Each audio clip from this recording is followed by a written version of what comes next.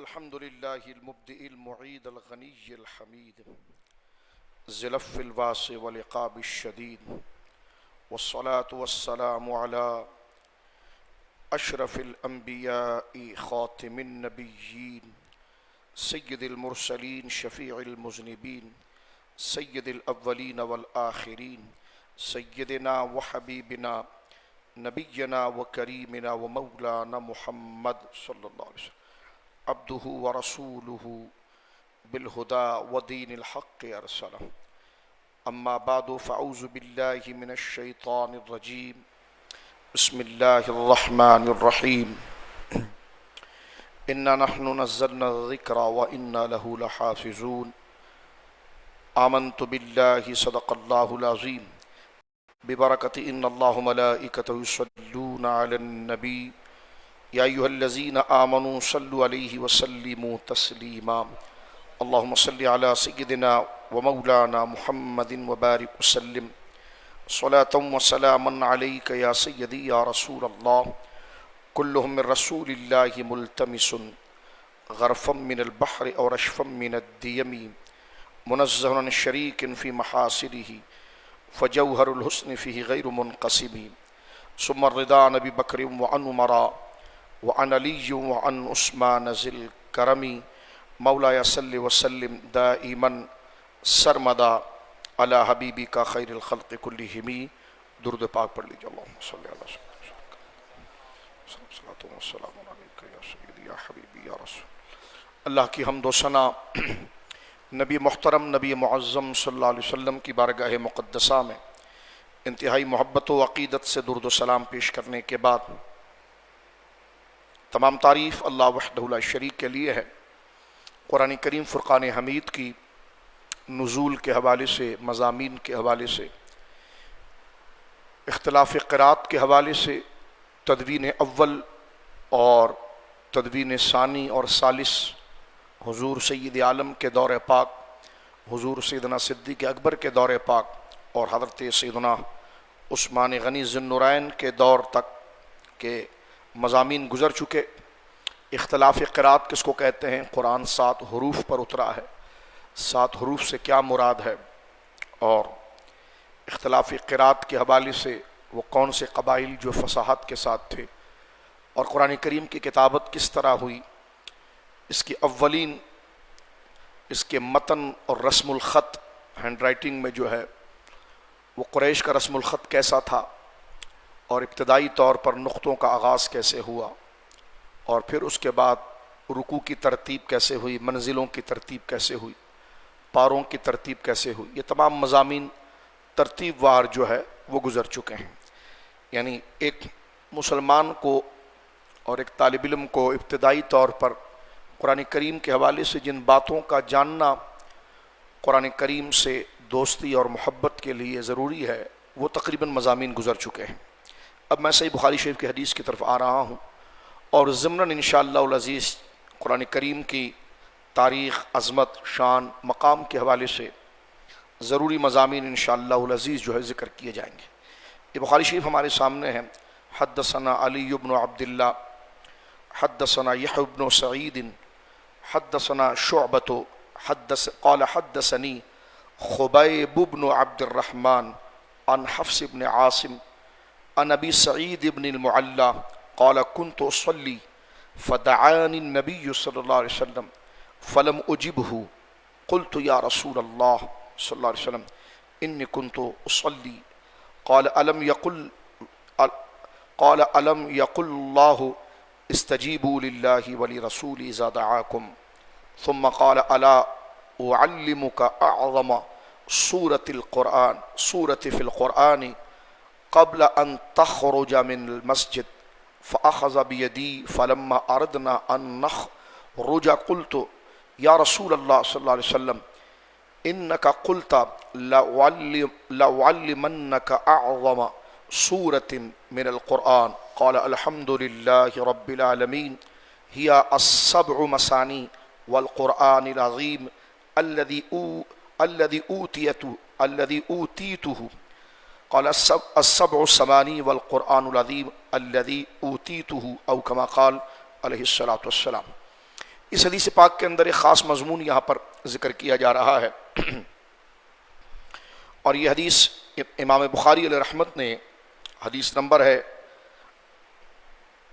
5006۔ امام بخاری علیہ رحمت ایک حدیث کو لے کر آ رہے ہیں، اور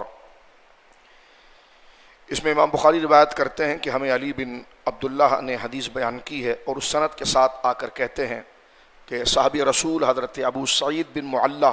رضی اللہ تعالیٰ بیان کرتے ہیں کہ میں نماز پڑھ رہا تھا تو مجھے نبی پاک صلی اللہ علیہ وسلم نے بلایا، کہ کنت اصلی فدعانی النبی صلی اللہ تعالیٰ علیہ وسلم فلم اجبہ، جب حضور علیہ السلام نے مجھے بلایا تو پس میں آپ کے پاس نہیں گیا اور میں نے کوئی جواب نہیں دیا۔ قلت، بعد میں پھر میں نے اپنی معذرت عرض کی اور عرض کی یا رسول اللہ صلی اللہ علیہ وسلم، اے اللہ کے رسول صلی اللہ تعالیٰ علیہ وسلم، انی کنت اصلی، بے شک میں نماز پڑھ رہا تھا۔ تو حضور علیہ السلام نے ارشاد فرمایا، قال علم یقل اللہ، کہ تو نماز تو پڑھ رہا تھا لیکن کیا تو نے اللہ رب العالمین جل وعلا کا یہ ارشاد نہیں سنا، استجیبوا للہ ولی رسول اذا دعاکم، کہ اللہ اس کے رسول کے بلانے پر فوراً حاضر ہو جاؤ۔ فرمایا کہ اللہ اس کے رسول کے بلانے پر فوراً حاضر ہو جاؤ، جب رسول کریم تمہیں بلائیں اس چیز کی طرف بلائیں جو تمہارے لیے حیات آفرین ہے۔ پھر آپ نے فرمایا کہ کیا میں تم کو تمہاری مسجد سے نکلنے سے پہلے قرآن مجید کی عظیم سورت کی تعلیم نہ دوں؟ پھر آپ نے میرا ہاتھ پکڑا، پھر جب ہم نے مسجد سے نکلنے کا ارادہ کیا تو میں نے حضور علیہ السلام سے عرض کی کہ یا رسول اللہ صلی اللہ علیہ وسلم، آپ نے فرمایا تھا کہ میں تم کو قرآن کی عظیم سورت کی تعلیم دوں گا۔ تو آپ نے پڑھا، آپ علیہ السلام نے پڑھا، وہ عظیم سورت کیا ہے؟ الحمدللہ رب العالمین، سورہ فاتحہ شریف آپ نے پڑھی۔ فرمایا یہ 7 مثانی ہے، یعنی ایسی 7 آیات ہیں جو 2 بار نازل ہوئی ہیں، یہ 7 مثانی کا معنی۔ فرمایا یہ 7 مثانی ہے اور یہ قرآن عظیم ہے جو مجھے ادا کیا گیا۔ یہ حدیث پاک امام بخاری رحمۃ اللہ تعالیٰ علیہ نے نقل فرمائی، اور اس میں ایک صحابی کا واقعہ ذکر کیا گیا۔ قرآن کریم کی تاریخ کے ساتھ ساتھ قرآن کریم کے مصحف میں باقاعدہ طور پر ترتیب کے ساتھ جو پہلی سورت کو درج کیا گیا ہے وہ ہے سورۃ الفاتحہ۔ تو اس لیے میں نے بخاری شریف سے یہ حدیث سورہ فاتحہ شریف کے حوالے سے پڑھی ہے۔ اور اس سے پہلے ہم نے درس کے اندر ذکر کیا کہ قرآن کی ترتیب جو ہے وہ نزول کے اعتبار سے نہیں ہے، کیونکہ اترنے والی تو سب سے پہلے سورہ علق ہے، پھر مکی صورتیں ہیں، جیسے سورہ علق ہے، پھر روایت میں آتا ہے سورہ مدثر ہے، اس کی چند آیتیں نازل ہوئی ہے، لیکن یہ ترتیب نہیں ہے جو قرآن کریم میں مصحف میں کہ پہلے سورہ فاتحہ ہے، پھر سورہ بقرہ ہے، پھر سورہ آل عمران ہے۔ یہ ترتیب بھی صحابہ کی اجتہاد سے نہیں ہے۔ جس طرح قرآن کریم کا نزول اللہ کی مرضی سے ہے، اسی طرح قرآن کریم میں درج شدہ جو صورتیں ہیں اور جو اس کی ترتیب ہے وہ بھی اللہ کی طرف سے ہے۔ یہ نہیں ہوا کہ صحابہ اکرام رضوان اللہ اجمعین نے اس میں کوئی اجتہاد کیا، متن میں کوئی اجتہاد نہیں ہوا ہے، ترتیب میں کوئی اجتہاد نہیں ہوا ہے۔ ہاں، اس پاکیزہ کلام کے قریب آنے کے لیے صحابہ اکرام کی اجتہادات ہیں، جیسے مدون کرنا، پھر اس کو رکوع میں تقسیم کر دینا، یا منزلوں میں تو سرکار دو عالم صلی اللہ علیہ وسلم کے دور مبارکہ کے اندر ہی تھا، پھر آگے چل کر نقطوں کا اضافہ جیسے سرکار مولا مرتضیٰ شیر خدا رضی اللہ تعالیٰ نے کیا۔ تو یہ اجتہادات ہیں، اور یہ اجتہادات متن اور ٹیکسٹ میں نہیں ہے، عین قرآن میں نہیں ہے، بلکہ قرآن کو سمجھنے کے لیے، پڑھنے کے لیے سپورٹنگ کے طور پر جیسے علوم ہوتے ہیں یہ چیزیں ہیں، اس لیے کہ تاکہ عجمی لوگ جو ہیں وہ اس کو سمجھ سکیں۔ تو یہ قرآن میں اضافہ نہیں ہے، قرآن کریم فرقان حمید تو وہ مکمل متن ہے جو جناب سید عالم کے سینے پہ اترا۔ تو یہ تجدید، زبر زیر، نقطے، رکوع کا چیزیں، یہ اس کو باقاعدہ طور پر اس کی تقسیم ہے تاکہ مضامین کو سمجھنے میں، ترتیب دینے میں، اندازہ لگانے کے اندر آسانی ہو جائے، جو عجمیوں کے لیے لازم ہے۔ سورہ فاتحہ شریف جو ہے، جس طرح کہ میں نے عرض کیا، یہ توقیفی ہے۔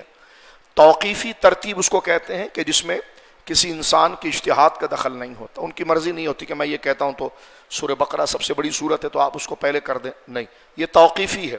اسی طرح لوح محفوظ میں موجود ہے، اور اسی طرح قرآن مجید فرقان حمید جو ہے وہ موجودہ مصحف شریف کے اندر موجود ہے۔ جیسے قرآن ہے، ظاہر سی بات ہے،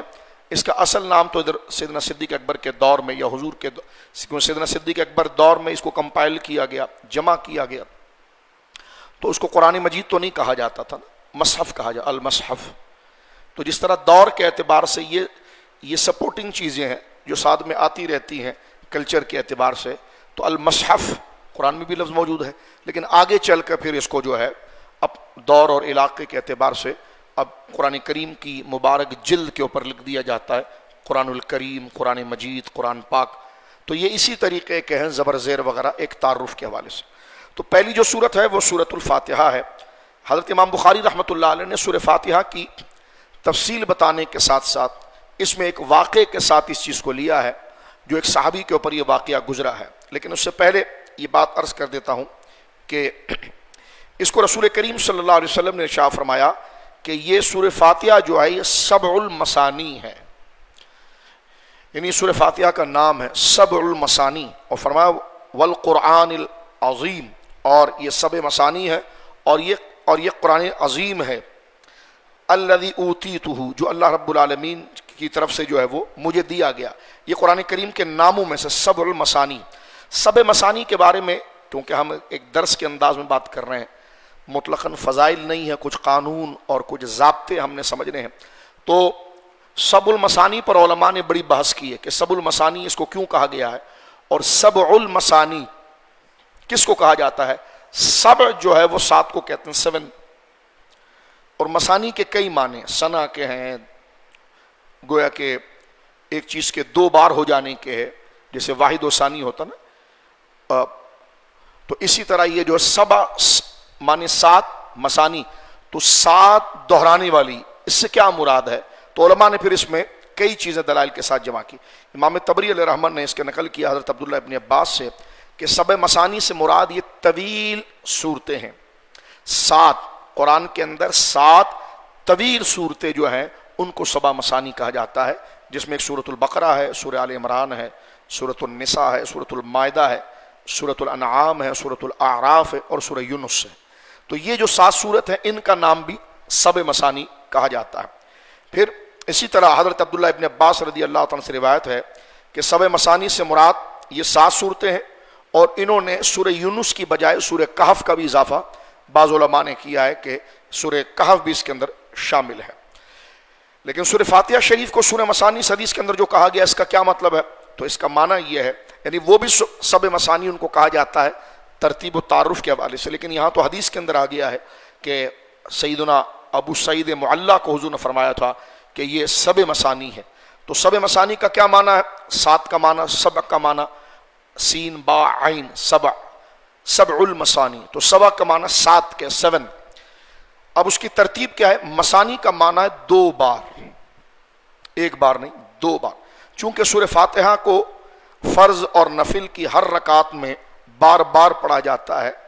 اور 2 بار پڑھا جاتا ہے، تو بار بار دہرانے کی وجہ سے اس کو سبع مثانی کہا جاتا ہے کہ فرض ہو یا نفل ہو یا سنت ہو، کوئی بھی نماز ہو تو اس کے اندر جو ہے وہ سورہ فاتحہ پڑھا جاتا ہے۔ تو یاد رکھنے کی چیز ہے، تو یہ سبع مثانی اس کو کہا جاتا ہے۔ یہ مثانی جو ہے یہ سین کے ساتھ نہیں، ثا کے ساتھ ہے، الف با تا ثا، مثانی، مثانی نہیں، مثانی، السبع مثانی۔ ایک تو یہ ہے کہ یہ، پھر اس کے بارے میں یہ بھی کہا گیا کہ اس کو مثانی اس لیے کہا گیا ہے کہ یہ مثانی جو ہے وہ ثنا سے ہے، تعریف سے، کیونکہ اس سورت کی ابتدا ہی اللہ کی تعریف اور توصیف سے ہوتی ہے۔ الحمدللہ رب العالمین، تمام تعریفیں اللہ کے لیے، الرحمن الرحیم، جو رحمان و رحیم ہے۔ اسی طرح آپ دیکھیں ایک اور معنی اس کا ذکر کیا علماء نے، اور وہ یہ ہے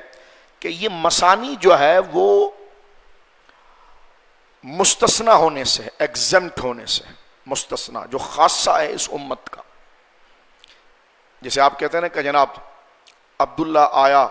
مگر زید نہیں آیا، اس کو ایگزمپٹ کر دیا، نکال دیا، مستثنی کر دیا۔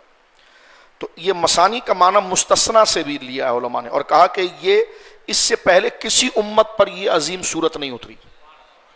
آگے آپ سنیں گے، آگے بات آئے گی، کسی امت پر یہ مبارک صورت نہیں اتری اور بہت لاجواب صورت ہے۔ اب ہم سورہ فاتحہ پر چل پڑے ہیں تو کچھ فضائل اور کچھ قانونی چیزیں ملا کر عرض کریں گے اس میں آگے درسوں کے اندر بھی، پہلے یہ ضابطہ سن لیجیے۔ تو یہ سورت جو ہے یہ اس امت کے لیے مستثنی ہے، اس سے پہلے کسی امت کو اللہ رب العالمین جل وعلا نے یہ صورت نازل نہیں کی، نہ تورات میں، نہ زبور میں، نہ انجیل میں۔ گویا مثانی کا لفظ استثناء سے ماخوذ ہے، اس لیے اس کو مثانی کہا جاتا ہے۔ تو حضور نے فرمایا سب المثانی۔ اب یہ اجمال ہے کہ سب مثانی سے کیا مراد ہے، تو پھر علماء اس کو کھول رہے ہیں ایک ایک چیز کے سب مثانی سے مراد اس میں ثنا ہے، تعریف ہے، اس لیے سورہ فاتحہ کو سب مثانی کہا جاتا ہے، پھر بار بار اس کو پڑھنے پر مثانی کہا جاتا ہے۔ اور دوسرا قول یہ ہے کہ یہ 2 مرتبہ اتری ہے،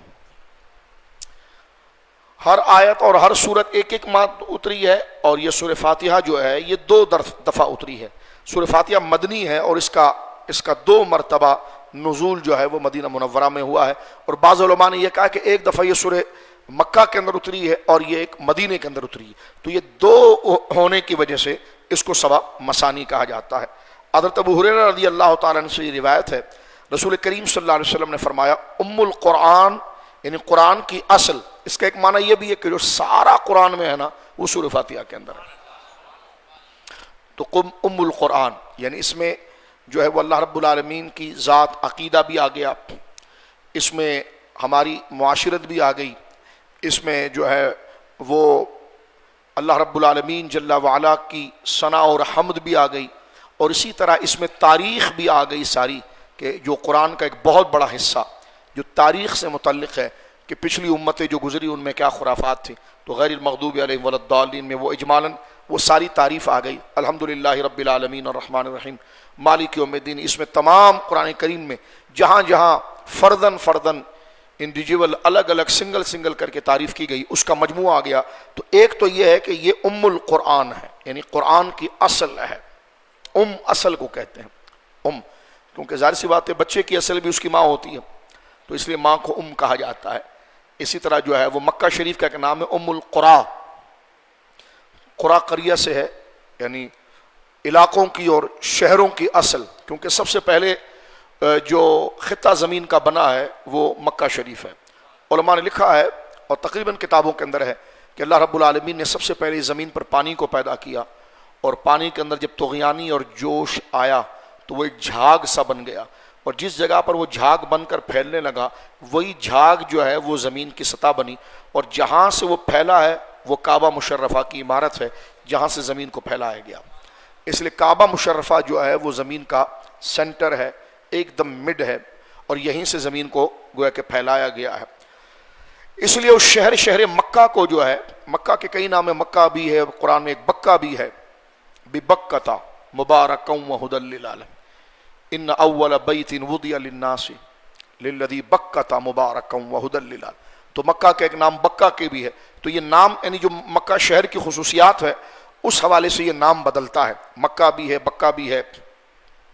ام القرا بھی ہے۔ تو ام القرا اس لیے کہتے ہیں کہ یہ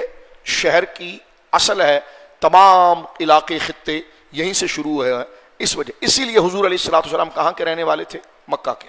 اس لیے اللہ رب العالمین جل وعلا نے آپ کو الامی فرمایا کہ ام والا، کیونکہ جہاں امی کا معنی بہت سے کیے گئے ہیں وہاں پر امی کا معنی یہ بھی کیا گیا۔ حضرت امام جعفر صادق کہتے ہیں رضی اللہ تعالیٰ عنہ کہ اللہ رب العالمین نے اپنے محبوب کریم صلی اللہ علیہ وسلم کو کئی نسبتوں سے یاد کیا ہے نا، النبی الرسول، جیسا الذین یتبعون الرسول النبی الامی،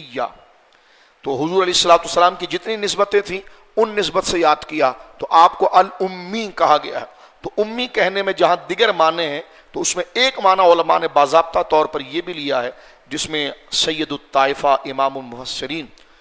امام وقت حضور سیدنا امام جعفر الصادق رضی اللہ تعالی عنہ امام وقت، آپ نے جو ہے کہ یہ جملہ نقل فرمایا اور ارشاد فرمایا کہ حضور کو امی جو کہا گیا ہے کہ اے مکہ کے رہنے والے،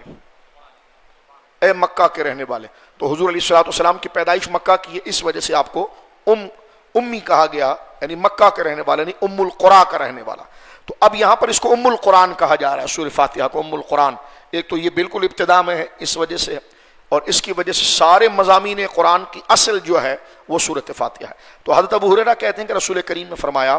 کہ ام القرآن یہی سبع مثانی ہے، یہ جو ام القرآن ہے نا یہی سبع مثانی ہے، اور سورہ فاتحہ کا نام ام القرآن ہے اور ام الکتاب ہے، ان دونوں میں فرق نہیں ہے، اس لیے کہ سورہ فاتحہ کی یہ دیگر آیات اسما یہ ہیں۔ ایک اور اور بھی سورہ فاتحہ اتنی مبارک صورت ہے، ظاہر سی بات ہے ایک چیز کی کمالات بڑھ جاتے ہیں نا تو پھر اس کے نام بھی بڑھ جاتے ہیں۔ مثال کے طور پر ایک بندہ ہے، اس کا نام عبداللہ ہے، وہ حافظ بھی ہے تو حافظ عبداللہ، وہ عالم بھی ہے تو نام لگا دیا مولانا یا علامہ عبداللہ، پھر جناب وہ حاجی بھی ہے تو حاجی کا بھی ایڈیشن اس کے ساتھ آ گیا۔ تو بندہ تو ایک ہی ہے، لیکن بندے کے اندر کمالات جب بڑھتے چلے جاتے ہیں تو القابات بڑھتے چلے جاتے ہیں، نام بڑھتے چلے جاتے ہیں۔ تو سورہ فاتحہ شریف اب آپ دیکھیں گے جب میں آگے اس کو پڑھوں گا، یہ اتنی مبارک صورت ہے ہمارے دنیاوی اخروی دنیا کے سارے معاملات کے لیے اور آخرت کے لیے یہ، اور اللہ سے رجوع کرنے کے لیے بہت مبارک صورت ہے۔ تو سورہ فاتحہ شریف کے کئی نام ہیں، رمضان شریف میں فرصت ہوتی ہے بندہ پڑھ سکتا ہے تو اور درس دے سکتا ہے، تو میں چاہتا ہوں اس کو پھیلا کر بیان کریں تاکہ وہ چیزیں جو رہ جاتی ہیں، ایسی چیزیں تو اللہ کے فضل سے ہم جانتے ہی علماء کی صحبت میں بیٹھتے ہیں، لیکن جو چیزیں درس میں رہ جاتی ہیں، مجھے بچوں نے کہا کہ آپ جو ہے وہ پوری تفسیر کریں اس کی۔ اس سے پہلے میں الحمدللہ کے فضل سے اس مسجد میں کوئی 11 سال تک قرآن کی پورا خلاصہ بیان کرتا رہا، لیکن میں نے بچوں کے مشورے پر اپنا مشورہ یہ دیا کہ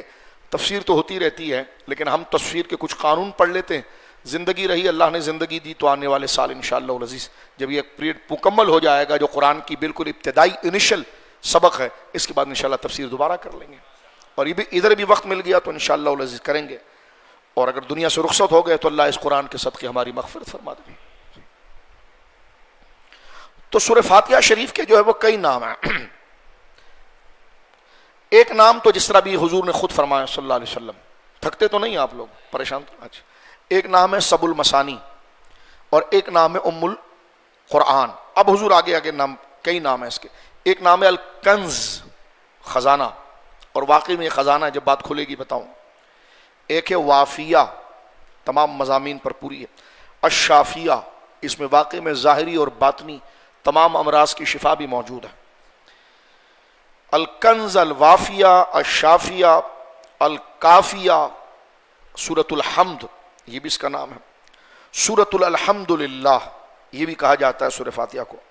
اور سورۃ الصلاۃ یہ بھی کہا جاتا ہے اس لیے کہ ہم اس کو پڑھتے ہیں نماز کے اندر۔ سورۃ الشفا، وہ شافیہ ہے اور یہ شفا۔ سورۃ الاساس یہ بھی سورہ فاتحہ کا نام، اور سورۃ اللشکر یہ بھی اس کا نام ہے۔ سورۃ الدعاء یہ بھی سورہ فاتحہ شریف کا نام ہے، اور اس سورت میں یہ آیت جو ہے نا مالک یوم الدین،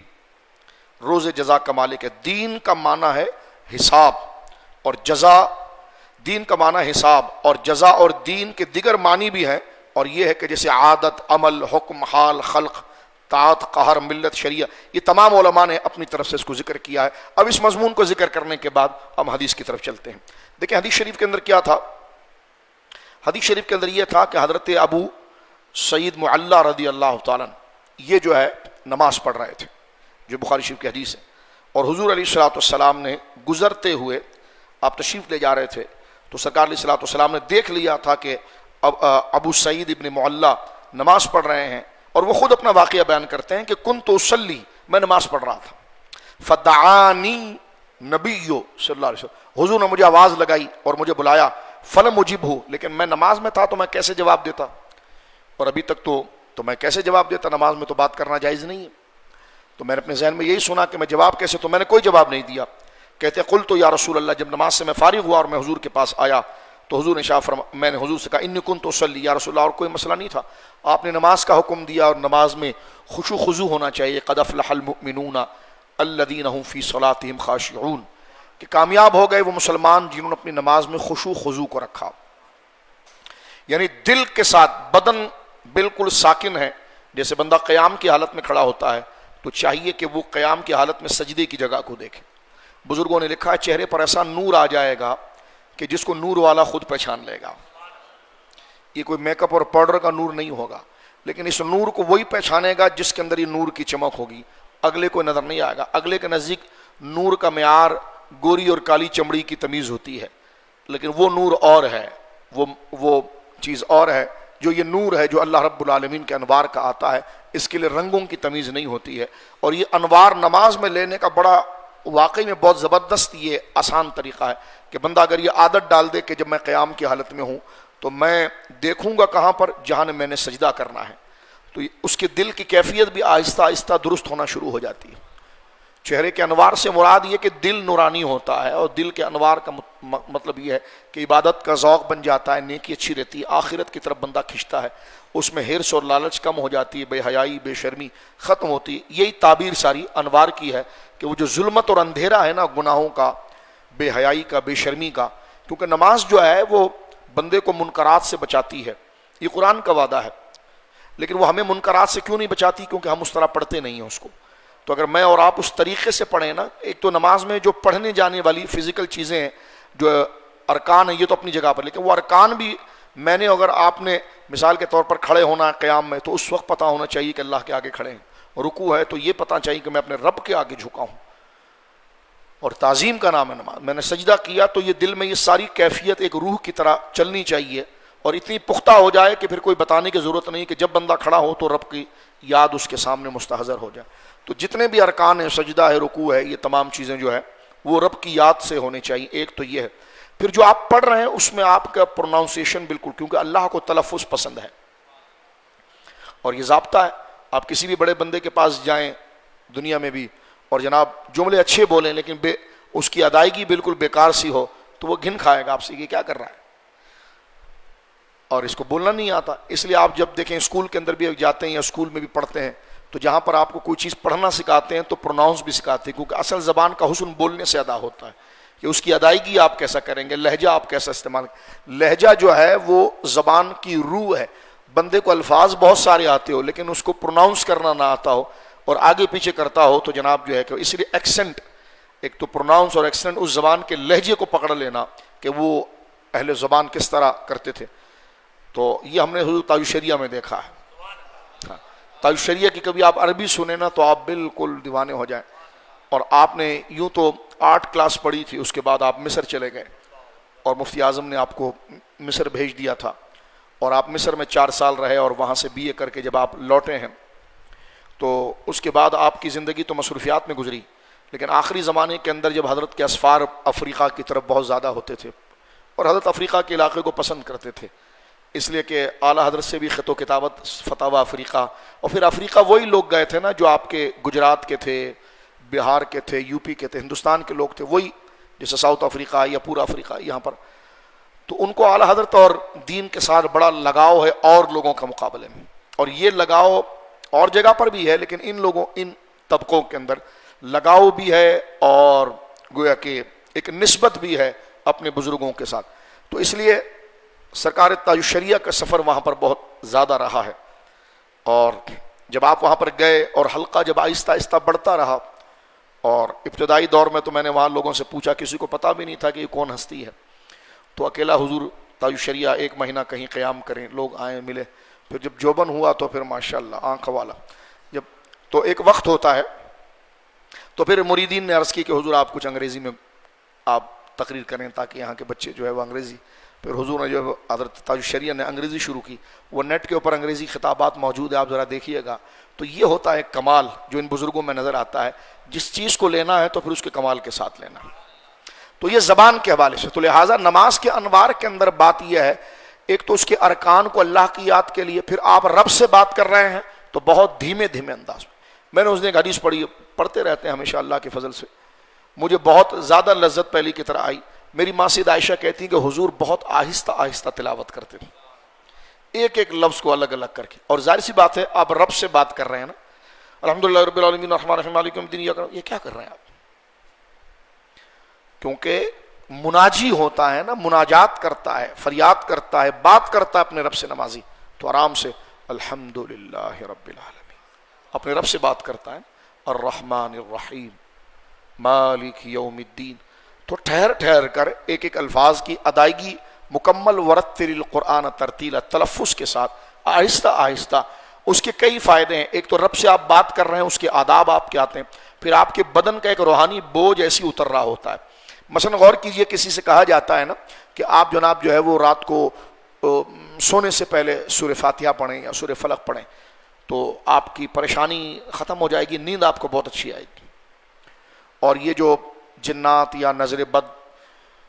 یا روزمرہ کی تھکن سمجھ لیجئے، یا کوئی بیماری آپ کو ایسی ہے جس کی وجہ سے آپ کا دماغ جاگتا ہے، یہ لمبے لمبے خواب آتے ہیں.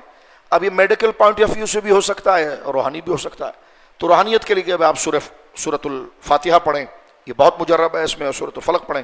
تو اگلا پہلے پوچھتا ہے کتنی دفعہ، بھائی پڑھیں آپ، تو پوچھتا ہے کتنی دفعہ. تو ایک عامل کو ہم نے دیکھا، وہ کہتا تھا جناب آپ ایسا کریں 1000 دفعہ سورہ بقرہ پڑھیا کریں،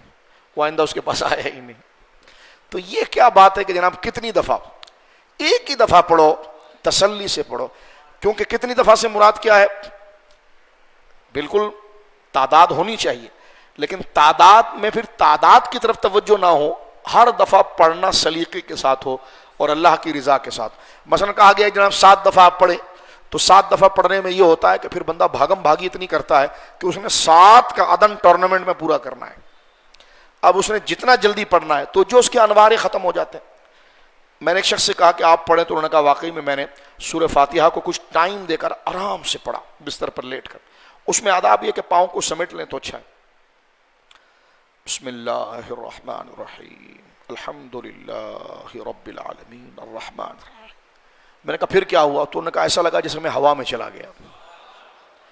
تو یہ واقعی میں ان کلمات کے اندر وہ تاثیر ہے. خوشبو کو وہی محسوس کر سکتا ہے جو سونگ رہا ہے، وہ کسی کو ایکسپلین نہیں کر سکتا کہ خوشبو کیا ہوتی ہے. یا میٹھے کو چکھنے والا جو ہے وہ خود ہی سمجھ سکتا ہے کہ اس نے کیا کھایا، سمجھا نہیں سکتا. خیر آگے چلیے. تو رسول کریم صلی اللہ علیہ وسلم نے جب ان کو بلایا، بات جلدی ختم کرتے ہیں، اور کہا، تو وہ کہنے لگے کہ یا رسول اللہ میں تو نماز میں تھا اور میں نماز پڑھ رہا تھا، اور نماز تو خشوع خضوع کے ساتھ ہوتی ہے جیسے بھی بات چلی. تو مکمل انہماک کے ساتھ وہ جملہ رہ گیا، اکثر دوست کہتے ہیں اس کو مکمل کیا کریں. تو جب قیام کی حالت ہے تو آپ نے دیکھنا ہے کہ جہاں آپ نے سجدہ کرنا ہے وہاں پر آپ کی نظریں جمی ہوئی ہے، بس ادھر ہی. جب ادھر جمے گی تو کیا ہو رہا ہے کیا نہیں، جب عادت پختہ ہو جائے گی نا تو کیا دھڑام دھڑوم کچھ بھی ہو رہا، کچھ پتہ نہیں چلتا. جب عادت کنسنٹریشن بالکل ادھر. کیونکہ میں نے البدایہ میں ایک دفعہ دیکھا کہ حضرت عبداللہ بن زبیر رضی اللہ تعالیٰ عنہ، جو حضرت ابو بکر کے نواسے ہیں، حضرت عبداللہ بن زبیر صحابی رسول ہیں، ان کے بارے میں کہ جناب وہ گھر میں نماز پڑھ رہے تھے، اللہ اکبر، تو کمرہ چھوٹا سے تھا، سانپ اوپر سے گر گیا اور گر کر ان کے بچے سے لپٹ گیا. یہ تو بعد میں پتہ چلا. جب وہ نماز سے فارغ ہوئے تو سارا سامان گھر کا بکھرا ہوا تھا اور بیگم ان کی بڑی پریشان تھی. انہوں نے کہا یہ آپ کو کچھ پتہ نہیں چلا؟ تو انہوں نے کہا میں پوچھ رہا ہوں یہ تمہارے ساتھ کیا حال ہو گیا ہے اور یہ پورے کمرے کا کیا حال ہو گیا؟ کہا یہ جو ہے جو ہمارے وہاں یعنی شاخوں کی چھت ہے، اس سے سانپ گر گیا، یہ بچہ سو رہا تھا اس پر لپٹ گیا، اتنا ہنگامہ ہوا، باہر سے لوگ آ گیا. کہا مجھے تو کچھ بھی نہیں پتا چلا. اور ایک روایت اللہ رب العالمین انہی بزرگ کے بارے میں یہ ہے کہ جناب آگ لگ گئی تھی سر، اور جب فارغ ہوئے تو جناب جو ہے کہ وہ دیکھا گیا کہ جناب پانی ہے اور آگ بجھایا گیا ہے. تو انہوں نے فرمایا یہ کیا حال ہے؟ فرمایا آگ لگ گئی تھی، تمہیں پتا نہیں چلا؟ انہوں نے کہا تم اس آگ میں تھے، میں آخرت کی آگ کی فکر میں تھا. یہ واقعات دلوں کو زندہ کرتے ہیں. یہ جو میں ذکر کر رہا ہوں اور اپنے آپ کے لیے یہ سپورٹ ہیں، ہمیں کھینچ کر لائیں گے ادھر. کیونکہ جو واقعات، کیونکہ ہمارا دماغ اگر خالی ہوگا نا تو اپروچ نہیں کر پائے گا، لیکن اس کو کوئی سراؤنڈنگ میں ماحول اور اس کو ایویڈنس چاہیے، اس کو دلائل چاہیے، اس کو مشورہ چاہیے. یہ ہمارا دماغ ایسا، تو یہ پیاری پیاری سچی باتیں ہمارے ذہن میں رہے گی نا تو پھر پریکٹیکل بہت آسان ہو جاتا ہے، عمل کرنا آسان ہو جاتا ہے. تو کہنے لگے یا رسول اللہ میں تو نماز پڑھ رہا تھا. سرکار نے فرمایا تو نماز تو پڑھ رہا تھا تو نے قرآن نہیں پڑھا؟ استجیبوا للہ وللرسول اذا دعاکم، اس کا معنی وہ ابھی تک سمجھے ہی نہیں تھے. اور اس کا معنی یہ ہے کہ یا ایھا الذین آمنوا استجیبوا للہ وللرسول اذا دعاکم، اے ایمان والو جب اللہ اور اس کا رسول تمہیں بلائے. کب بلائے؟ جب بلائے. استجیبوا للہ ولرسولہ اذا دعاکم، جواب دو فوراً، حاضری پیش کرو. استجیبوا للہ ورسولہ، جب اللہ رب العالمین اذا دعاکم، جب وہ بلائے اللہ اس کا رسول، اذا دعاکم. اب آپ دیکھیں یہاں پر بڑے کمال کی بات ہے، دعا واحد کا صیغہ ہے، دعا دعوا، ٹھیک ہے، یہ واحد ہے. اب اس واحد کے اندر اللہ رسول کی پکار کو ایک میں جمع کیا گیا. تو ایک میں جمع کیا گیا، اور مراد کیا اس سے کہ رسول کا پکارنا ہی اللہ کا پکارنا. یہ قرآن نے دیکھو واحد کا صیغہ استعمال کیا، دعاکم، کہ جب وہ تمہیں بلائیں تو تم حاضر ہو جاؤ. تو انہوں نے کہا کہ یا رسول اللہ صلی اللہ علیہ وسلم. اب پھر حضور علیہ الصلوۃ والسلام نے ان کا ہاتھ پکڑ کے بتایا اور فرمایا کہ کیا میں تمہیں اس عظیم صورت کے بارے میں نہ بتاؤں کہ جو اللہ رب العالمین جل وعلا نے مجھ پر اتاری ہے. تو اس کی تفصیل تھوڑی گزر گئی. اب آخری جملے کی طرف ہم چلتے ہیں، اور اس پر حضرت ابو ہریرہ رضی اللہ تعالیٰ عنہ دیگر صحابہ کی روایت ہے کہ اس سے مثل کی صورت کوئی بھی نازل نہیں ہوئی. اب بڑی قیمتی بات، اب جو اس حدیث کا جو مغز ہے کہ حضرت سعید بن معلّہ کو آنے کے اندر جو تاخیر ہوئی اس کی وجہ کیا تھی. اب آپ دیکھیے علماء نے یہاں پر ایک بڑی زبردست بات لکھی ہے. ایک حدیث جامع ترمذی میں بھی آتی ہے اسی سے ملتی جلتی. یہ تو حضرت ابو سعید بن معلّہ کی ہے، وہ ابی بن کعب کی ہے، اور وہی فضائل قرآن. حضرت ابو ہریرہ کہتے ہیں کہ رسول کریم صلی اللہ علیہ وسلم حضرت ابی بن کعب کے پاس تشریف لے گئے، اور وہ دن میں اس دن کی نماز پڑھ رہے تھے. تو آپ نے فرمایا یا ابیو یا ابیو، اے ابی اے ابی. حضرت ابی نے مڑ کر دیکھا اور حاضر نہیں ہوئے. حضرت ابی جلدی جلدی نماز پڑھنے لگے، اور وہ جلدی جلدی نماز پڑھ کے حضور کے پاس پہنچے اور حضور سے کہا یا رسول اللہ میں نماز پڑھ رہا تھا. آپ نے فرمایا تو نے اللہ کی وحی نہیں پڑھی؟ استجیبوا للہ ولرسول اذا دعاکم. تو نے یہ نہیں پڑھا؟ تو نے کہا یا رسول اللہ آئندہ ایسا نہیں ہوگا، آئندہ جب بھی آپ بلائیں گے جیسی بھی حالت میں بلائیں گے میں آ جاؤں گا. اب یہاں سے مرتبہ مقام مصطفیٰ صلی اللہ علیہ وسلم پر چند جملے میں کچھ عرض کر دیتا ہوں بزرگوں کے کہ آپ دیکھیں نماز اللہ رب العالمین جل وعلا کی عبادت ہے، اور حضور کا بلانا اللہ کی طرف سے ہے، یعنی اللہ نے آپ کو اتھارٹی دی ہے. تو پھر امتی کے اوپر یہ لازم ہے کہ چاہے وہ فرض نماز پڑھ رہا ہو، اس پر سب سے بڑا فرض یہ ہے کہ جب نبی بلائیں تو وہ چلا جائے، اور وہ جائے اور وہ حضور علیہ الصلوۃ والسلام کی خدمت میں وہ حاضری پیش کرے. اور یہاں پر علماء نے بعض جو ہے، کیونکہ کئی قسم کے لوگ بخاری کی شرح کرتے ہیں تو حضور کی عظمت ہضم نہیں ہوتی ہے، تو اب یہاں پر آ کر تو پکڑے بھی جاتے ہیں کہ جناب یہ تو مقام ہے، کیونکہ ان کے بڑے گرو گھنٹالوں میں یہ لکھا ہے کہ نماز میں اگر حضور کا خیال آ جائے تو معاذ اللہ وہ تو بڑی گندی عبارت ہے کہ وہ بیان کرنا بھی بڑی غلاظت ہے کہ نماز میں اگر اپنی بیوی سے مجامعت، یہاں سے گدھے اور بیل کا خیال جو ہے وہ زنا کا خیال بیوی کی مجامعت سے زیادہ بدتر ہے. پھر آگے کہتے ہیں جناب گدھے اور بیل کا خیال جو ہے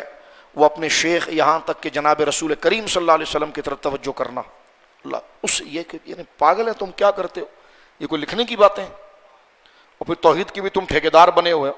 اس لیے چاہیے امتی کو ہر وقت شیطان سے بچنے کے لیے حضور کی عظمت کو اپنے ذہن میں رکھے. جب عظمت ذہن میں رہے گی تو یہ عام ہلکے جملے نہیں نکلیں گے. اب پورا زور یہ لگا دیتے ہیں اپنے مولوی کو بچانے کے لیے. اگر ان کو یہ نہ بتایا جائے کہ یہ آپ کے مولوی نے لکھی ہے تو کہیں گے سری بدتمیزی ہے، گستاخی ہے، بے ادبی ہے. اور خود اپنے مولویوں کے بارے میں لکھا ہے کہ حضرت میرا نماز میں دل نہیں لگتا ہے تھانوی صاحب، اور میں جب آپ کا چہرہ جب لاتا ہوں نا تو نماز میں دل لگتا ہے. تو کہیں گے جی آپ پڑھو. تو جب ان کا تصور آ جائے تو نماز، اور جناب رسول اللہ کے تصور کو کہاں لے جا کر تشبیہ دے رہا ہے، اس کو بار بار ریپیٹ کرتے ہوئے بندے کا دل کانپتا ہے. تو اب آپ دیکھیے کہ جناب ان کو آگے کر بیٹھیں کہ جناب اب اس میں تعویلیں کرتے ہیں. اہل سنت و جماعت کا الحمدللہ اختصاص یہ ہے کہ ہماری نسبت جو ہے وہ حضور سید عالم سے ہے. کسی بھی بڑے بزرگ کا ادب حضور کی وجہ سے ہے. خدا نخواستہ ان سے کوئی اس قسم کی چیز صادر ہو جائے، اگر ان کی عادت نہیں ہے تو ان کو بتایا جائے گا، اور اگر تسلیم نہ کریں تو ان کو چھوڑ دیا جائے گا، کیونکہ حضور کی عظمت جو ہے وہ سب سے بالا ہے. اب یہاں پر دیکھیے بڑی پیاری بات، ایک جملہ یہاں پر میں عرض کر دینا چاہتا ہوں. اب یہ جب حدیث آئی تو وہ کیا کرنے لگے، جیسے سلیم اللہ خان صاحب وہ جناب اس عبارت کے اگر نبی کریم علیہ الصلوۃ والسلام کسی نمازی کو بلائیں تو اس کا نماز چھوڑ کر آنا مستحب ہے، اور ان کا یہ کہنا نماز چھوڑ کر آنا مستحب ہے. اگر حضور کے بلانے پر کہ حضور کے ادھر آؤ اور اس کا آنا مستحب ہے تو خلاف مستحب سے کوئی گناہ تو نہیں ہوتا نا. خلاف مستحب اگر کوئی مستحب چھوڑ دے تو گناہ ہوتا ہے؟ نہیں ہوتا. تو یہ دیکھیے حضور سید عالم جو آگے اپنے درجے میں بحیثیت استاذ کے ان کو تنبیہ کر رہے ہیں. فرمایا تو آیا کیوں نہیں؟ تو نے قرآن نہیں سنا؟ تو نے کہا آئندہ میں ایسا نہیں کروں گا. تو یہ جو آگے مداومت کی بات ہو رہی ہے اور یہاں بحیثیت کے حضور ان کو تنبیہ فرما رہے ہیں، تو یہ مستحب پر نہیں ہو رہا ہے، یہ فرض پر ہو رہا ہے کہ مسائل اس کو سیکھ. تو لہٰذا حضور سید عالم کا، اور یہ خاصہ ہے کہ حضور کے علاوہ کوئی بھی بلائے تو نماز فرض کو چھوڑ کر نہیں جایا جا سکتا. ہاں نفل نماز کے اندر صرف ماں کو یہ درجہ شریعت نے دیا ہے کہ ماں اگر نفل نماز میں بلا لے اور بندہ نفل نماز پڑھ رہا ہو تو ماں کی طرف جا سکتا ہے، لیکن فرض نماز میں کسی کے لیے نہیں جا سکتا. تو بتائیے سب سے بڑا عظیم فرض جو ہے وہ اللہ کا نماز ہے، اس کو حضور کے لیے چھوڑا، بلکہ چھوڑا نہیں، جو وہ کام کرے گا وہ تمام کے تمام نماز میں شمار ہوگا. اور یہاں پر بڑی زبردست بات جو ہے وہ ہمارے علماء نے لکھی ہے، اور بالخصوص جو ہے اس میں علامہ ابن عربی المالکی جو 43 ہجری میں آپ کا وصال ہوا ہے، 543 ہجری آپ کا وصال ہے۔ آپ جامع ترمذی شریف کی اس حدیث کی شرح کرتے ہوئے لکھتے ہیں ابی بن کعب کے بارے میں، فرماتے ہیں اگر نبی کریم علیہ الصلوۃ والسلام کو یہ علم تھا، بڑا زبردست سوال اٹھاتے ہیں، اگر حضور کو یہ علم تھا کہ ابی بن کعب نماز پڑھ رہے ہیں اور پھر آپ نے ان کو بلایا، تو اس کی وجہ یہ ہے کہ آپ کے بلانے پر آنا نماز پڑھنے سے زیادہ افضل تھا۔ یہ دیکھیے آپ، 1000 سال پرانے عالم ہیں اور یہ جامع ترمذی کی شرح کرتے ہوئے لکھتے ہیں کہ جب حضور نے یہ دیکھا، بڑی ٹیکنیکل بات کرتے ہیں، کہتے ہیں جب حضور نے یہ دیکھا کہ ابی بن کعب نماز پڑھ رہے ہیں تو پڑھنے دیں، لیکن پھر حضور بلا رہے ہیں تو یہ مسئلہ مستحب کا نہیں ہے۔ یہ تو یوں ہوتا نا کہ حضور نے شبہ یہ اس چیز کا جب پڑتا جب حضور نے دیکھا نہ ہوتا، یہاں تو حضور دیکھ رہے ہیں کہ ابی بن کعب نماز پڑھ رہے ہیں اور پھر حضور نے ان کو بلایا، تو فرمایا کہ یہ حضور علیہ الصلوۃ والسلام نے دیکھ کر جو ابی بن کعب کو بلایا، یہ اس بات کی طرف واضح اشارہ تھا کہ حکم یہ بھی ہے، حکم وہ بھی ہے، لیکن جس وقت رسول بلائے گا وہ کام نماز سے زیادہ افضل اور ضروری اور مؤکد ہوگا، لازم ہوگا۔ ورنہ پھر حضور علیہ الصلوۃ والسلام کو آپ کیا کہیں گے معاذ اللہ، یہاں پر کیا یہ بات کی جائے گی ان کی حدیث کی طرح کہ نماز زیادہ ضروری تھی اور حضور نے ان کو بلا لیا، تھوڑا انتظار کر لیتے، اور نماز پڑھنے میں کوئی 1 سال لگتا ہے، کوئی 1 مہینہ لگتا ہے، کوئی 1 گھنٹہ لگتا ہے، کوئی 25-20 منٹ 1 رکعت 2 رکعت میں رکھتے ہیں، تو تھوڑا انتظار کر لیتے تو وہ نماز پڑھ لیتے، ٹھیک ہے۔ لیکن اس وقت بلانا یہ قرآن کی آیت کی امپلیمنٹ بتانا تھا اور حضور کا مقام اور وجاہت و قدر بتانی تھی کہ تمہیں پتا چل جائے کہ اللہ رب العالمین جل وعلا کی بارگاہ میں عقیدہ توحید کے بعد اور ضروریات دین کے اندر سب سے بڑی عبادت وہ ہے جو حضور کے حکم کی تعمیل ہوگی اور حضور کے مرتبے کی۔ اسی کو اعلیٰ حضرت نے کہا ثابت ہوا کہ جملہ فرائض، یعنی یہ حضرت ابو سعید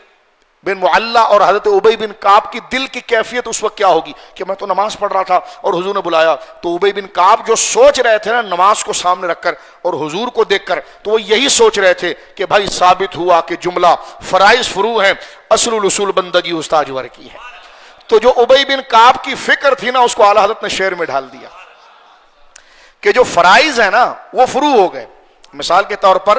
ہمارے کوئی بڑے سے بڑے آ جائیں اور نماز بندہ فرض پڑھ رہا ہو تو وہ فروع ہے، نماز فرض ہے، ٹھیک ہے، لیکن جب اسی نماز کا مقابلہ حضور کی عظمت کے ساتھ ہوگا تو یہ فروع ہو جائے گی اور حضور کی ذات اصل ہو جائے گی۔ اسی کو اعلیٰ حضرت نے فرمایا نا کہ ابی بن کعب کے لیے کہ ثابت ہوا کہ جملہ فرائض فروع ہے، ثابت ہو گیا نا، حضور نے بلا لیا تو ثابت ہو گیا کہ جملہ فرائض، روزہ، حج، زکات، جملہ فرائض فروع ہیں، وہ اصل اب نہیں رہے، فروع ہو گئے، کیونکہ جب سامنے جو ذات آ گئی تو اصل الاصول بندگی، یعنی اصل الاصول فرمان برداری کس کی ہے؟ اس ذات پاک کی ہے۔ تو ثابت ہوا کہ جملہ فرائض فروع ہیں، اصل الاصول بندگی استاج ور کی ہے۔ 1-2 منٹ سنیے پھر بات کو میں ختم کرتا ہوں، بڑی پیاری بات لکھی ہے، فرماتے ہیں دیکھیں پھر ذرا اپنے دل کے تار کو جوڑیے، یہ تراویح روزہ سب حضور کی عظمت اور محبت سے ہی قبول ہوگا۔ جیسے بدن کے اندر روح ہوتی ہے نا تو بدن چلتا پھرتا، السلام علیکم وعلیکم السلام، جب روح نکل جاتی ہے تو بدن کو اٹھا کے مٹی میں رکھ دیا جاتا ہے۔ اسی طرح نماز، روزہ، زکوٰۃ، کلمہ یہ بدن ہے اور اس کی روح قبولیت اور زندگی حضور کی تعلق، حضور کی تعظیم، حضور کی محبت ہے۔ بے ان کے واسطے کہ خدا کچھ عطا کرے، ہاشا غلط یہ ہوس بے بسر کی ہے، مانگیں گے مانگے جائیں گے، منہ مانگی پائیں گے، سرکار میں نہ لا ہے نہ حاجت اگر کی ہے۔ اب آپ دیکھیے، میں بس عبارت کو پڑھ کے ختم کر رہا ہوں، بس یہ قیمتی جملے ذرا سنیے بزرگوں کے۔ حافظ ابو بکر محمد بن عبداللہ المعروف ابن عربی المالکی رحمہ اللہ تعالی، متوفا سن وفات آپ کا 543 ہے، پورے 1000 سال ہو رہے ہیں۔ آپ فرماتے ہیں کہ اگر نبی پاک صلی اللہ علیہ وسلم کو یہ علم تھا کہ حضرت ابی بن کعب نماز پڑھ رہے ہیں اور پھر آپ نے ان کو بلایا، اور اس کی وجہ یہ ہے کہ آپ کے بلانے پر آنا نماز پڑھنے سے زیادہ افضل، نماز پڑھنے سے زیادہ افضل، نماز پڑھنے سے زیادہ افضل اور نماز پڑھنے سے زیادہ مؤکد تھا، کیونکہ وہ عمل ہے اور یہ عقیدہ ہے۔ وہ عمل ہے، یہ عقیدہ ہے۔ حضور کی تعظیم عقیدے اور ایمان سے، یہ عمل سے۔ اور یہ بات اگر ابھی بھی کسی کے دماغ میں نہیں گھس رہی تو دیکھ لیں، عمل جو مقبول ہوتا ہے وہ عقیدے اور ایمان کی وجہ سے ہوتا ہے، تو ان کی تعظیم عقیدہ ہے، ایمان ہے، اس لیے موقد ہے۔ سرکار تشریف لے آئے، ابو بکر صدیق مصلی پر ہیں، اور حضور جب صف سے آ رہے ہیں، مثال کے طور پر اس مسجد شریف میں ہمیں لمبا عرصہ ہو گیا، اللہ اس کی برکت سے خاتمہ بالخیر دے، میں جمعے کی نماز مثال کے طور پر لیٹ آیا، جمعہ کی نماز میں پڑھاتا ہوں، پیچھے سے آنے لگا حضور قاری صاحب قبلہ دامت برکاتہم العالیہ مصلی پر آ گئے کہ جناب یہ نہیں آیا اور میں پیچھے ہوں، تو مجھے اجازت ہے کہ میں صفوں کو چیرتا ہوا آ گیا ہوں، قاری صاحب کو ہٹو میں پڑھاؤں گا؟ نہیں، آپ کی قدر جب ہے جب آپ مصلی پر ہیں، اور جب آپ مصلی پر نہیں ہیں تو جو امام صاحب آگے ان کی قدر ہے اور آپ صف میں کھڑے ہو جائیں۔ وہ کہتے ہیں نا ایک ہی صف میں کھڑے ہیں محمود و ایاز، نہ کوئی بندہ رہا نہ، میں نے کہا وہ محمود و ایاز ہے، یہ محمد رسول اللہ ہیں، یہ شعر ادھر نہیں لانا، ٹھیک ہے۔ اب حضور جب تشریف ہے، بخاری کتاب الصلاح میں موجود، آئے جیسی، اور صحابہ کو بتانے کی ضرورت نہیں، جب حضور آتے تھے صحابی رستے سے ہٹ جاتا تھا، حضور آگے آ جاتے، کیا منظر ہوگا میرے تو، آئے ہائے، حضور تشریف لا رہے ہیں، صحابی خود ہٹ رہا ہے، ہٹ آ رہی ہے، ہٹ رہا ہے اور حضور کو دیکھ رہا ہے، آئے ہائے، دید ہوتی رہی نماز بھی ادا ہو رہی ہے، حضور تشریف لے جا رہے ہیں۔ اور جیسی جس مثال کے طور پر یہ پہلی صف ہے نا، پیچھے کی آخری صف ہے، جب حضور نے اس کو کراس کیا تو انہوں نے راستہ چھوڑا، تو جب حضور آگے گئے تو سرکار کی پشت انور نظر آئی نا، تو یہ تیسری والے کو بتا رہا یوں کر کے، یہ جو ہاتھ ہے نا اس کا باطن وہ یہاں مارتا ہے تاکہ اگلے کو پتا چل جائے، وہ اگلا مارتا ہے کہ حضرت ابوبکر صدیق کو پتا چل جائے۔ مسجد میں گونج پڑ گئی جناب تالیوں کی، اور جب حضرت ابوبکر صدیق رضی اللہ تعالیٰ نے محسوس کر لیا حضور کی آہٹ کو، اور میں کہتا ہوں حضرت ابوبکر صدیق آوازوں سے کیا متاثر ہوتے، وہ حضور کی خوشبو تھی جو بتا دیا کہ حضور آ گئے ہیں۔ وہ تو آپ کا انہماک ہے، جب آپ کے نواسے کی نماز ایسی ہے یار کہ آگ لگی وہ ہو، تو صدیق اکبر کی تو ساری خیرات ہے، اور وہ تو سیجنب الاتقا، سب سے بڑے متقی ہے۔ تو میرا دل یہ کہتا ہے کہ جناب وہ آواز اپنی جگہ پر ٹھیک تھی، وہ تو اپنی طرف سے کوشش کر رہے تھے امام کو بتانے کے لیے، لیکن وہ میں یا کوئی اور امام تو نہیں تھا، وہ تو صدیق اکبر تھے۔ تو جناب جن پر روحانیت بھی تمام ہے اور شریعت بھی تمام ہے، جن کا بدن بھی وہی ہے اور روح بھی وہی ہے، لیکن دراصل آواز کی تعویل ہے، ہم اس کا انکار نہیں کرتے، لیکن عشق کی بات ہم کرتے ہیں کیونکہ ہم عشق کے بندے ہیں۔ کیوں بات بڑھائی ہے؟ ہم نے کہا جب حضور آئے نا تو خوشبو مہک گئی، اور انہوں نے کہا کہ جو خوشبو مہکی ہے نا تو ان کی مہک نے دل کے غنچے کھلا دیے۔ ہاں، تو اس مہک نے حضرت ابوبکر صدیق کو بیدار کیا، اور آپ اپنی ٹانگوں کو پیچھے گھسیٹنے لگے، پاؤں کو پیچھے کرنے لگے۔ سرکار نے فاشارہ بیدی، حضور نے ادھر سے اشارہ کیا، ابوبکر مصلی پر رہے لیکن پاؤں رکھے نہیں ان کے، اب یہ پیچھے آگے۔ سرکار نے علیہ الصلوۃ والسلام نے آگے آ کر نماز کو جب مکمل کیا اور پھر صحابہ کی طرف دیکھا، اور دیکھ کر فرمایا کہ دیکھو پہلے ایک مسئلہ تو تم سارے میرے صحابہ سمجھ لو، تمہارے ذریعے پھر ساری امت سمجھے گی۔ اگر امام کو تم کسی بات پر اطلاع دینا چاہتے ہو تو تالیاں نہیں بجانا، تصفیح نہیں کرنا، بلکہ سبحان اللہ کی گونج کرنا تاکہ امام کو پتہ چل جائے کہ کچھ ہو گیا۔ ایک بات لوگوں کو سمجھا دیا، اب حضرت ابوبکر کی طرف ہوئے، فرمایا جب تیرے کو کہا تھا کہ مصلی پر رہ تو کیوں مصلی چھوڑا؟ لوگوں کو سمجھا کر حضرت ابوبکر کی طرف کی، جب میں نے تم سے کہہ دیا تھا کہ مصلی پر رہو تو مصلی کیوں چھوڑا؟ آگے سے جواب دیکھیں، نظریں جھکا کر کہتے ہیں ما کان ینبغی لابی قحافہ ان یصلی بین یدی النبی صلی اللہ علیہ وسلم۔ حضور اس ابو قحافہ کی بیٹی کی اوقات کیا ہے کہ یہ آپ سے آگے کھڑے ہو کر نماز پڑھا ہے؟ یہ حدیث یہاں پر سرکار نے ڈانٹا نہیں، اوے نماز تو اللہ کی ہوتی ہے، اتنی انکساری، یہ تو شرک ہو جائے گا، اتنا خیال میرا کہ تو یہ جملے بول رہا ہے، اور یہ جملہ انتہائی انکساری کا ہے۔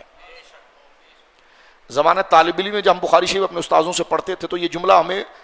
بہت وجد دلاتا تھا، اور میری کوشش ہوتی تھی کہ اس کی باریکی کہیں سے پکڑ لیں۔ فتح الباری دیکھی، علامہ عینی دیکھی، یہ علامہ کرمانی کو دیکھا، یہ دیکھا، یہ بات ملی ہے علامہ قسطلانی کی رشاد الساری میں، جو طلباء ہیں وہ غور کریں، اسی حدیث کے تحت وہاں پر جا کر دیکھیں۔ تو ہم نے جب دیکھا تو اس میں علامہ قسطلانی ایک جملہ لکھتے ہیں کہ حضرت ابوبکر یوں بھی تو کہہ سکتے حضور میری کیا اوقات ہے کہ میں آپ کے آگے کھڑا رہوں، یہ نہیں کہتے، اپنے باپ کا نام لیتے ہیں۔ آپ کے والد کا نام ہے عثمان رضی اللہ عنہ، اور ان کی کنیت تھی ابو قحافہ، ٹھیک ہے، تو بات کو کیسے کرتے ہیں؟ یہ نہیں کہتے ہیں کہ جناب جو ہے وہ ابو بکر کی کیا اوقات، اپنے والد کی طرف نسبت کر کے اس ابو قحافہ ما کان ینبغی لابن ابی قحافہ، اور ابو قحافہ کے بیٹے کو یہ لائق ہے، یہ سزاوار ہے، یہ جچتا ہے ان یصلی بین یدی النبی صلی اللہ علیہ وسلم، حضور کے آگے نماز پڑھے۔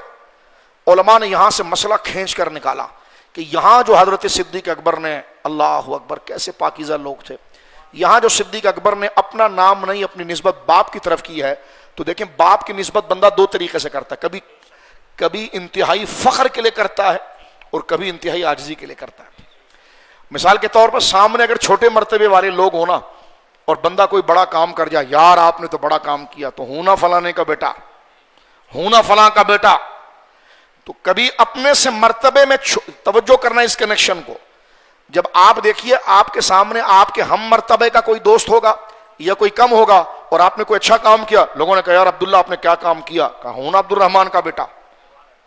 تو اگر مرتبے میں سامنے جن کو آپ اپنے والد کا نام لے کر بات کر رہے ہیں وہ آپ کی مرتبے میں برابر ہیں یا چھوٹے ہیں، تو یہ جملہ کہنا اپنے باپ کی طرف نسبت یہ کبر اور فخر ہے۔ لیکن سامنے بڑی ذات ہو، آپ کے استاذ ہوں، مرشد ہوں، امام ہوں، مقتدا ہوں،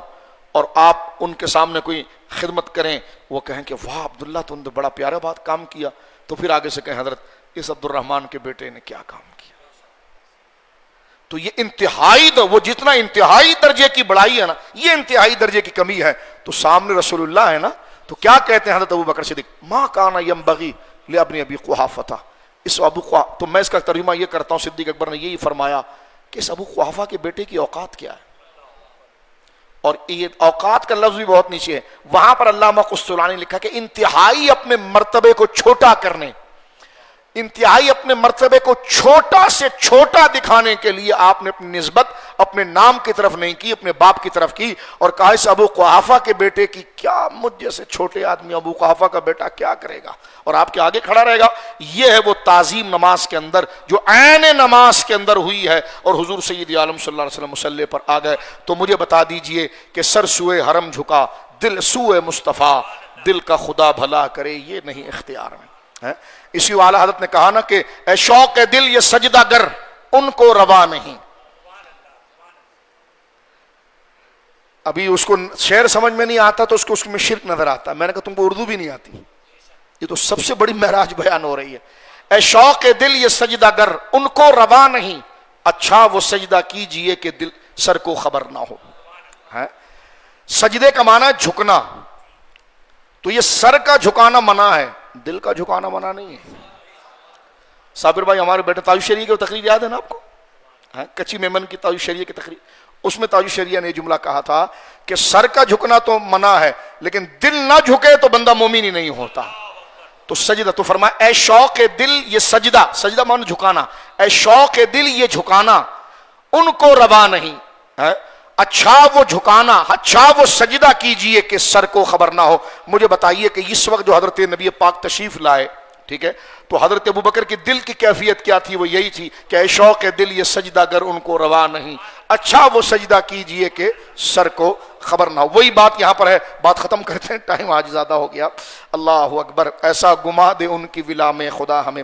ڈھونڈا کریں پر اپنی خبر کو خبر نہ ہو۔ آپ فرماتے ہیں کہ نبی کریم صلی اللہ علیہ وسلم کو یہ علم تھا کہ حضرت ابی بن کعب نماز پڑھ رہے ہیں، اور پھر آپ نے ان کو بلایا، پھر بھی بلایا، جب پتا ہے پھر بھی بلایا، تو اس کی وجہ یہ کہ آپ کے بلانے پر نماز پڑھنے سے، آپ کا بلانے پر آنا نماز پڑھنے سے زیادہ افضل اور زیادہ قطعی اور مؤکد ہے، اور آپ کے بلانے پر آنے کا حکم قطعی ہے۔ اور یہ بھی ہو سکتا ہے کہ جب وہ آپ کے بلانے پر آئیں تو ان کی نماز برقرار رہے، باطل نہ ہو۔ یعنی ایک بندہ 2 رکعت نماز پڑھ رہا ہے، 1 رکعت پڑھی، حضور نے بلا لیا، جی یا رسول اللہ، اب وہ آیا حضور کے پاس، سرکار فرمایا جاؤ فلانے کو بلا کے لاؤ، جاؤ فلاں کام کر کے لاؤ، اب وہ سارا لمبا چوڑا کام کر کے آیا۔ اور دیکھو نماز ٹوٹتی کب ہے؟ نماز جب ٹوٹتی ہے کہ جب آپ نماز میں کسی سے بات کر لیں، نماز ٹوٹ جائے گی۔ کسی نے کہا السلام علیکم، آپ نے کہا وعلیکم السلام، نماز ٹوٹ گئی، آپ تو نماز میں تھے۔ آپ کو بار بار عادت ہے اپنے والدین کو سلام کرنے کی، اب آپ نماز پڑھ رہے ہیں، گھر کے اندر نفل ہی پڑھ رہے ہیں، چلیں یوں سمجھ لیجیے، یا مسجد میں فرض نماز پڑھ رہے ہیں اور ابو قریب میں آ گئے، آپ کو یاد، آپ نے ارادتاً کہا السلام علیکم، بات تو اچھی کی ہے لیکن نماز ٹوٹ گئی۔ تو نماز، لیکن حضور کو نماز میں آپ سلام کرتے ہیں، ارادتاً کرتے ہیں، جزمن کرتے ہیں، یاد رکھ کر کرتے ہیں، نماز ٹوٹتی ہے؟ نماز ہو جاتی ہے، نماز ہوتی ہے اس سے۔ تو نماز کب ٹوٹتی ہے؟ کہ جب نماز میں بندہ کسی سے بات کرے، یا پھر اس کا سینہ جو ہے وہ قبلے سے ہٹ جائے،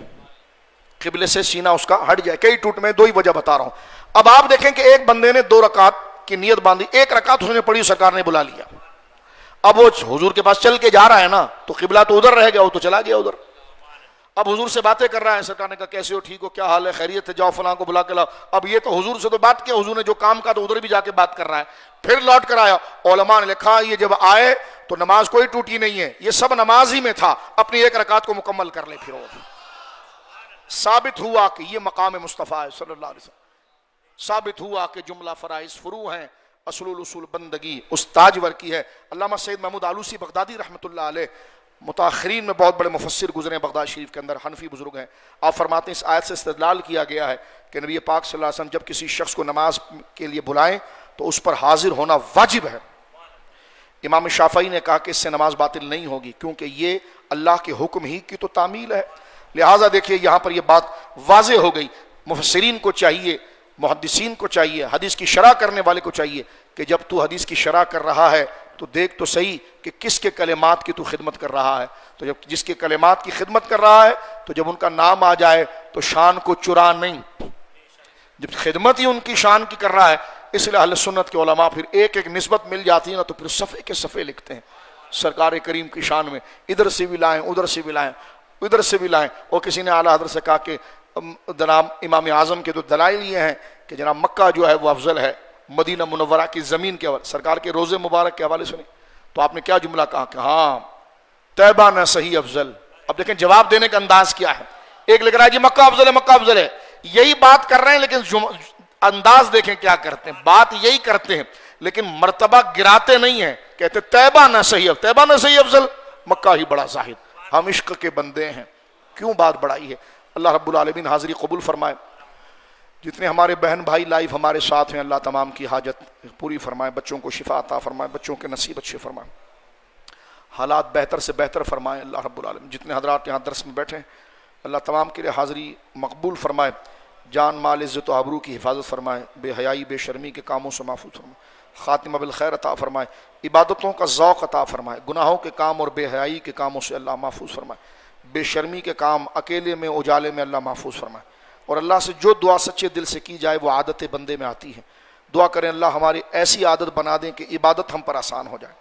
گناہ سے مکمل گھن اور نفرت ہو جائے، سرکار کریم کا کامل عشق عطا فرمائے، مذہب مہذب اہل سنت و جماعت پر استقامت عطا فرمائے، کل قیامت میں اپنے محبوب کی شفاعت عطا فرمائے۔ پاکستان کے لیے دعا فرمائے اللہ رب العالمین، پاکستان پر خاص فضل فرمائے۔ ہندوستان سے مجھے میسج آئے بڑے برے حالات ہیں، دعا فرمائے ہمارے ان بھائی بہنوں کے لیے اللہ رب العالمین جو ہندوستان میں مسلمان ہمارے بھائی بہن ہیں،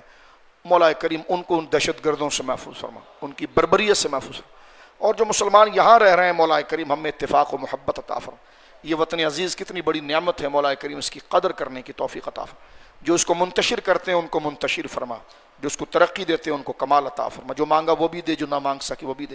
شرح صدر ایمان اور یقین عطا فرما۔ آج کل شک کا دور ہے، جو دوست بیٹھتا ہے اسلام کے خلاف، کوئی ویڈیو دیکھو فیس بک پر بزرگوں کے خلاف، کوئی غوث پاک کے خلاف، امام اعظم کے خلاف، صحابہ کے خلاف، اہل بیت، حضور نے فرمایا قیامت جب آئے گی جب آنے والے لوگ پچھلوں کو گالیاں دیں گے تو اللہ رب العالمین ایسی بری صحبت سے بچائے، اور کوئی ہمیں لکیر کا فقیر کہے تو بس یہی لکیر ہمارے لیے کافی ہے کہ یہ سیدھی شفاعت کی طرف جا رہی ہے۔ اللہ رب العالمین ہمیں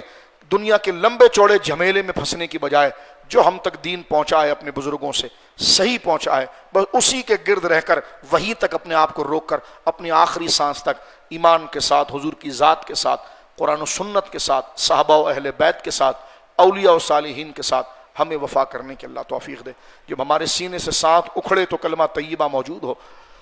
اور قبر و حشر کی اللہ رب العالمین وحشت اور تنگی سے محفوظ فرمائے، کل قیامت میں اپنے محبوب کی شفاعت عطا فرمائے، ترقی کے دور میں لالچ و حرص سے محفوظ فرمائے۔ وصلی اللہ علی خیر خلق محمد و آلہ وصحبہ اجمعین برحمتک یا ارحم الراحمین۔ سبحان اللہ۔